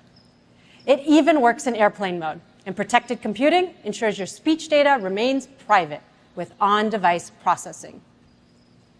The other week, I was at my local bank, and I noticed someone struggling to communicate in English with the bank teller. It reminded me of my childhood interpreting for my grandmother and helping her navigate a vital daily task. The bank visitor pulled out their phone and started talking to it in interpreter mode. And just like that, the language barrier was gone. The bank employee knew exactly how to help the person. What could have been a really frustrating moment became an empowering one. Now, breaking down language barriers shouldn't be just for the most expensive smartphones. It should be for everyone. And thanks to Tensor, we're able to bring Live Translate to Pixel 6a.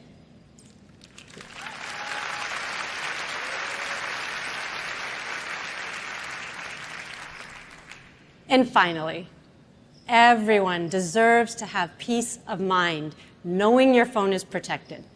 So we're continuing to deliver the same safety and security features as our premium phones. Along with the Titan M2 security chip, there's an under-display fingerprint sensor for secure unlock, and you'll get 5 years of security updates, so you'll always have the latest protection. Pixel 6a delivers the core Google hardware and software experience powered by Google Tensor across photography, speech, and security. And you'll get all this without compromising on an all-day battery. We're super excited to make Pixel 6a available for just $449.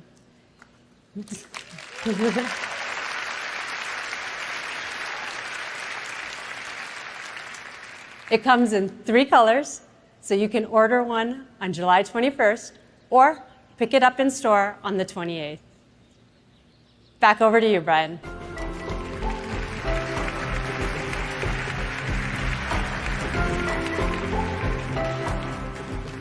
Thanks, Sonia. Google prides itself on creating helpful technology for everyone. And with the A series, the Google smartphone experience is available to more people. But for those who want the latest, greatest, and fastest, we're also working on our next generation Pixel 7 phones. Let me give you an early preview so you can see what's coming this fall.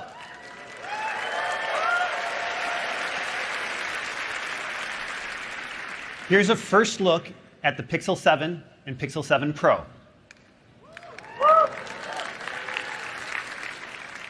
You can see that we've extended the aluminum finish to the entire camera bar for the next evolution of the Pixel design language. The housing and camera bar are made from a single piece of 100% recycled aluminum. And the gorgeous Pixel 7 Pro, in its triple camera system, sets a completely new standard for photography, performance, and design. I really love the contrast of the different materials and the simplicity of the design. The polished aluminum looks beautiful with the glass on the back of the phone. On the inside, Pixel 7 and 7 Pro are designed to deliver the most helpful, most personal experience you can get in a smartphone.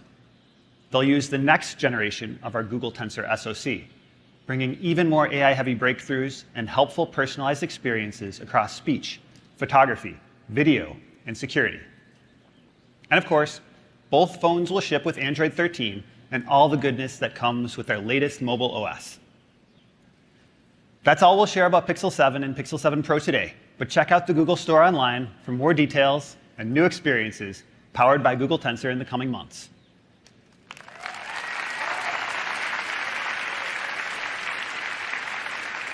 Now, great phones need great earbuds, which is why our Pixel Buds are made to perfectly complement your Pixel phone.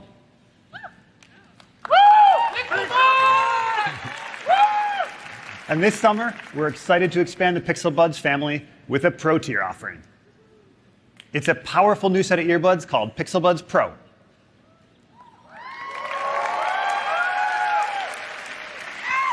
Let's take a look at what makes them so special. These earbuds have all the helpfulness and smarts you'd expect from Google, embedded in the best mobile audio hardware we've ever designed. And they're the first Pixel Buds with active noise cancellation.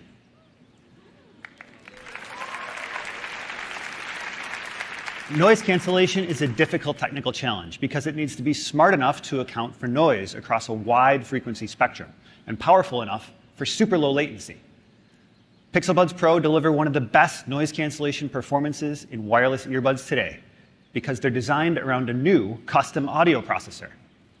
It's a 6-core audio chip running Google-developed algorithms tuned by our in-house audio engineering team. It uses a neural processing engine to analyze external sound with extremely low latency, canceling it in real time through custom speakers. Now, everyone's ears are unique, so it's not always possible for the ear tips to form a perfect seal, and that can lead to sound leaking in from the outside. To counteract this, our active noise cancellation uses new silent seal technology to compensate for audio leakage. This helps maximize the amount of noise that's being canceled, so you get immersive, premium sound without distraction. Sometimes, though, you do want to hear what's going on around you. For these occasions, there's transparency mode. It lets outside sound in, so you experience the world like you're not wearing earbuds at all. But great earbuds don't just let you hear things, they allow you to be heard. So whether you're talking on the phone or taking a meeting outside, our beamforming microphones use noise suppression algorithms that have been trained with machine learning.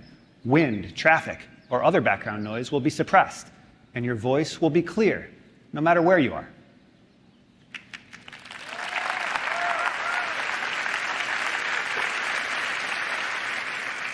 The custom audio chip is also engineered for power efficiency, so you get more out of the battery. In fact, Pixel Buds Pro gives you up to 11 hours listening time, or 7 hours with active noise cancellation turned on, so you can tune out the noise on that long flight.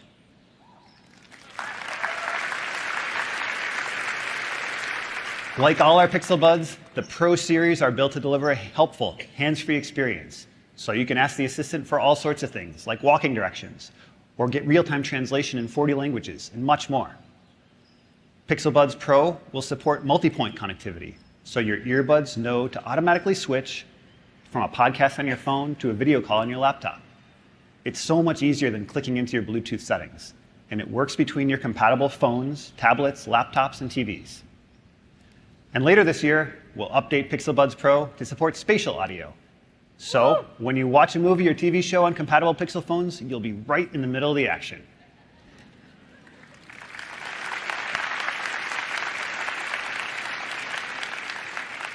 Lastly, if you ever lose an earbud, you can use Find My Device to ring your Pixel Buds Pro or see where they're at, even if you only lost one of them.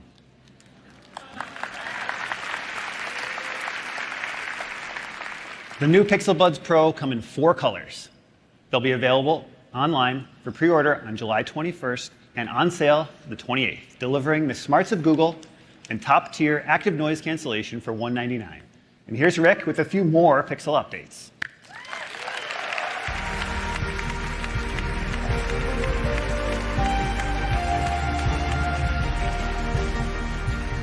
Thanks, Brian. We've got a lot in the Pixel pipeline, representing investments across all different kinds of technologies. Custom silicon with Google Tensor, new multi-device experiences on Android, like Samir and Lisa shared earlier, cutting-edge AI research, helpful software and services, powerful data security with Titan M2, and so much more. It's an incredible tech stack. All of these things work in concert to deliver our vision of ambient computing, providing the help people need wherever they want it. In a multi-device world, people don't want to spend their life fussing with technology. An ambient approach gets the tech out of your way so you can live your life while getting the help you need. It doesn't matter what device you're using, what context you're in, whether you're talking, typing, or tapping, the technology in your life works together seamlessly. To get there, we start by laying the foundation with protected computing, as you heard from Jen. With these security and privacy fundamentals in place, we can deliver new, personalized cross-device experiences. Next, we add Google Smarts, a layer of intelligence and responsiveness, so your devices don't just work better together, they work better together for you. We're working toward a world where your front door knows when to lock itself. Your TV pauses itself when you get up to grab a snack. Your devices know whether to send an incoming call to your phone, your earbuds, or your watch. Building on our ambient computing vision and our end-to-end Google tech stack, we're able to extend what Pixel devices can do for you now and in the future to be even more helpful. So let me show you what's coming.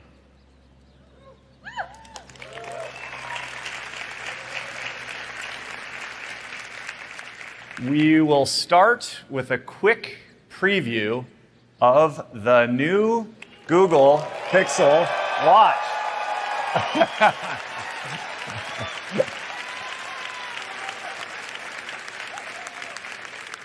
It's the first watch built inside and out by Google, and it's coming this fall with our new Pixel 7. Pixel Watch has a bold circular dome design, a tactile crown, and beautiful recycled stainless steel with customizable bands that seamlessly attach. And Pixel Watch delivers an outstanding Wear OS experience on your wrist. It features an improved Wear OS UI with more fluid navigations and smart notifications. It's all designed to be tappable, voice-enabled, and glanceable, so you can be more present at home, at work, or on the go. You can ask the assistant for help getting things done, and for those little bits of information you need throughout the day. And with Google Maps, you can get directions on the go even without your phone. With the new Google Wallet, you can leave your physical wallet at home too.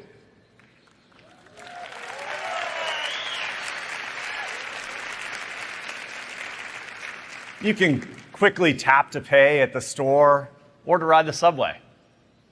And with the new Google Home app for Wear OS, You can turn off the lights, adjust the thermostat, or get an alert when there's a person or a package at your front door. Now, my favorite thing about the watch is the deep integration with Fitbit, which is coming first.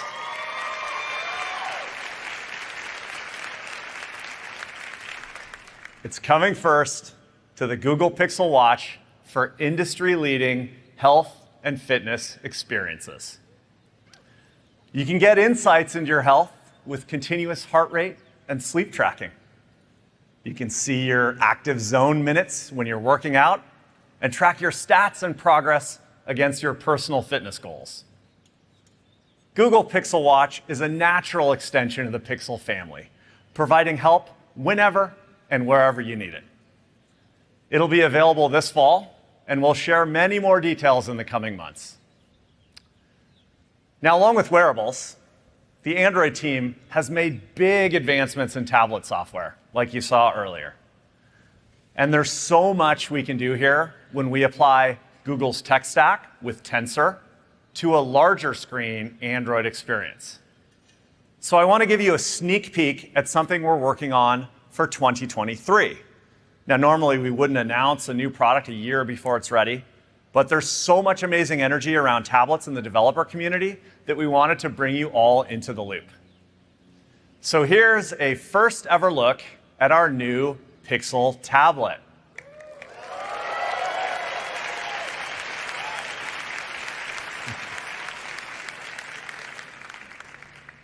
It's a next generation Android tablet powered by Google Tensor, designed to be a perfect companion for your Pixel phone. The tablet bridges your on-the-go life with your at-home life, working seamlessly with all of your Pixel devices to provide the most helpful experience possible. We're designing it to be the most helpful tablet in the world, and we're aiming to make it available next year.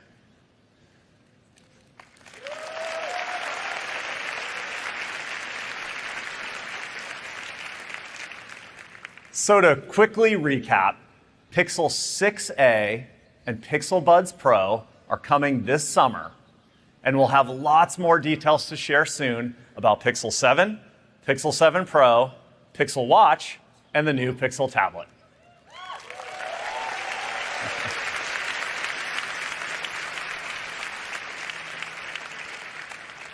We're pushing forward into so many helpful hardware experiences across phones, wearables, audio, smart home, and tablet computing. It adds up to a true Pixel family of devices with different options for different budgets and needs. With ambient computing as our North Star, this Pixel portfolio is a holistic approach to hardware designed around you. I can't wait for you to check out these new hardware experiences for yourself. And you can see all of this online at the Google Store, or you can drop by our physical Google stores in New York City. Along with our original location in Chelsea, we're adding a second one in Williamsburg this summer. So please step by and check it out if you can.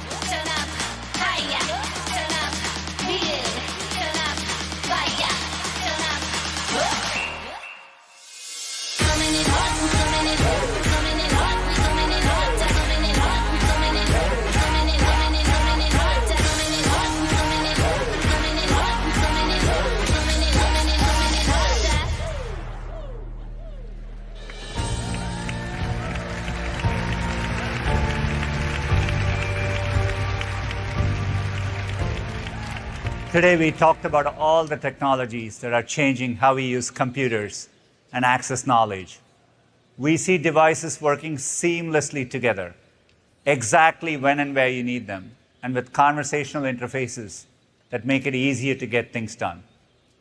Looking ahead, there is a new frontier of computing, which has the potential to extend all of this even further, and that's augmented reality. At Google, we have been heavily invested in this area. We have been building augmented reality into many Google products, from Google Lens to multi-search, scene exploration, and live and immersive views in maps. These AR capabilities are already useful on phones, and the magic will really come alive when you can use them in the real world without the technology getting in the way. That potential is what gets us most excited about AR. The ability to spend time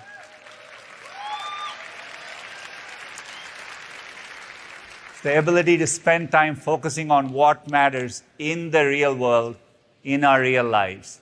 You know, the real world is pretty amazing.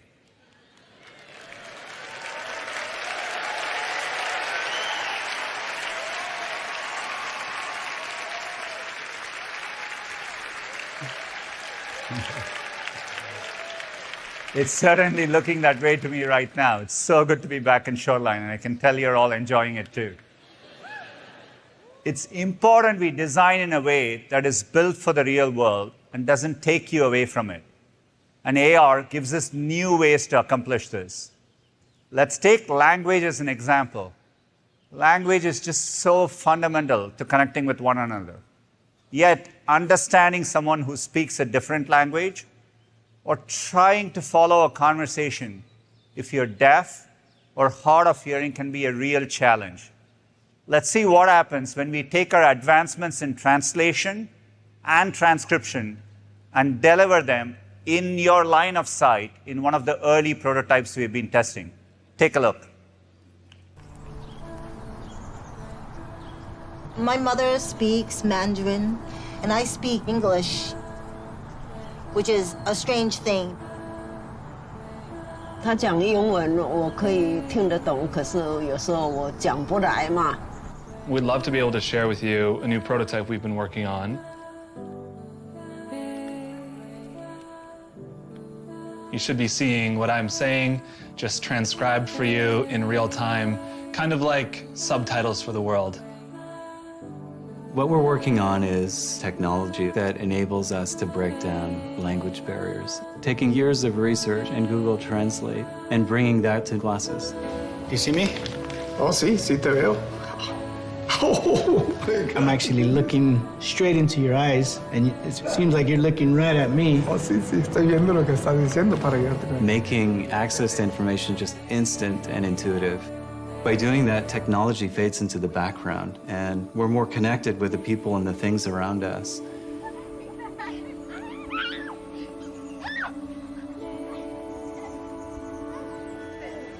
Giving people the gift of communicating with anyone, no matter what language they speak, I think is a really powerful thing.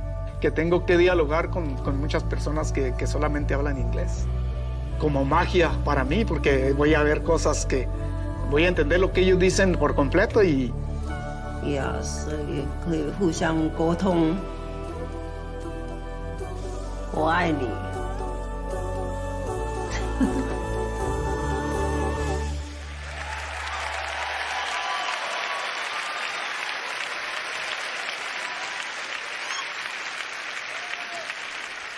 You can see it in their faces, the joy that comes with speaking naturally to someone, that moment of connection to understand and be understood.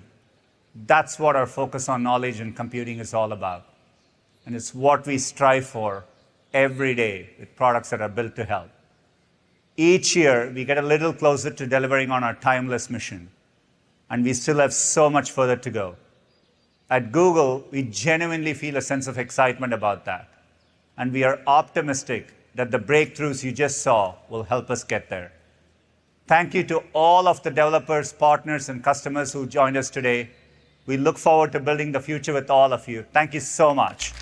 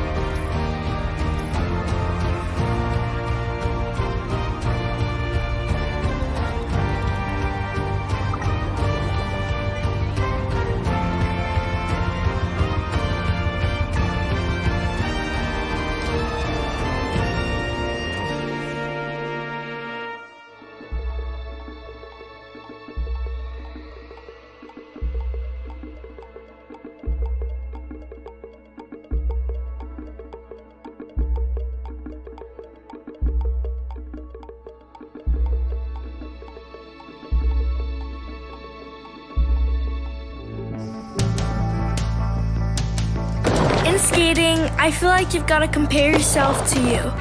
Get your hands together for Sky Brown! I always want to push myself every day, get more speed, grind longer, and get higher. It's all about style and power. That's my goal. I want to be the best skateboarder. Boy or girl, just the best.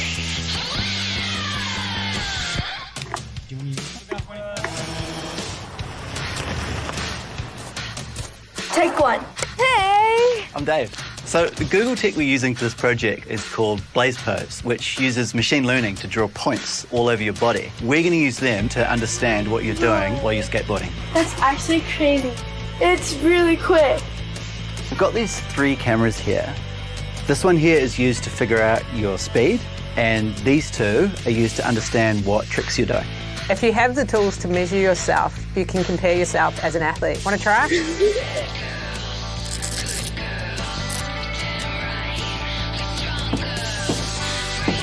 And roll. We're ready when it goes.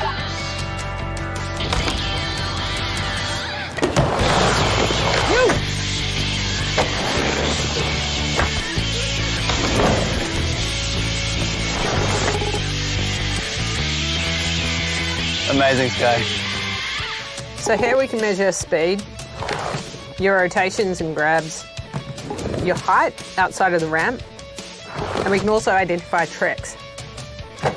It literally is like a video game. I mean, people don't really look at height right now. They just look at difficulty. This is gonna push me.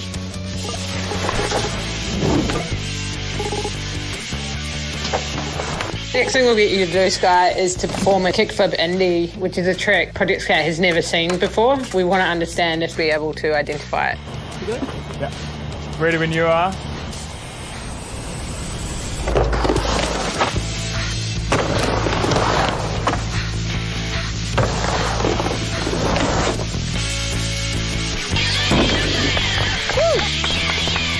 Yeah, the machine's got steam coming out of it. It's working so hard. If you have a look there on the... So when I need Right. grab. Wow, my So hopefully now you can use this to push yourself and go even bigger. Oh my gosh, this is gonna change everything, I feel like. We want to be helpful and use machine learning to show just how awesome skateboarders are. I don't think people know how good the girls are. We're going so high. We're going fast. We're going big. This can show girls they can do anything.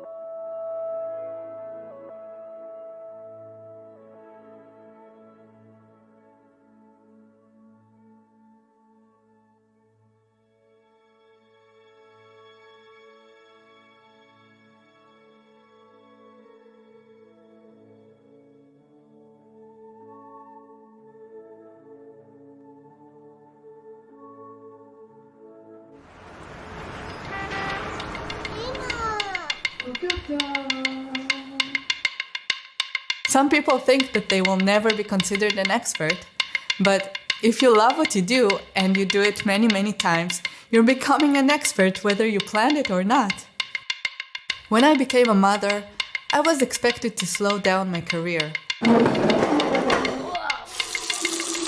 But I felt like moving even faster.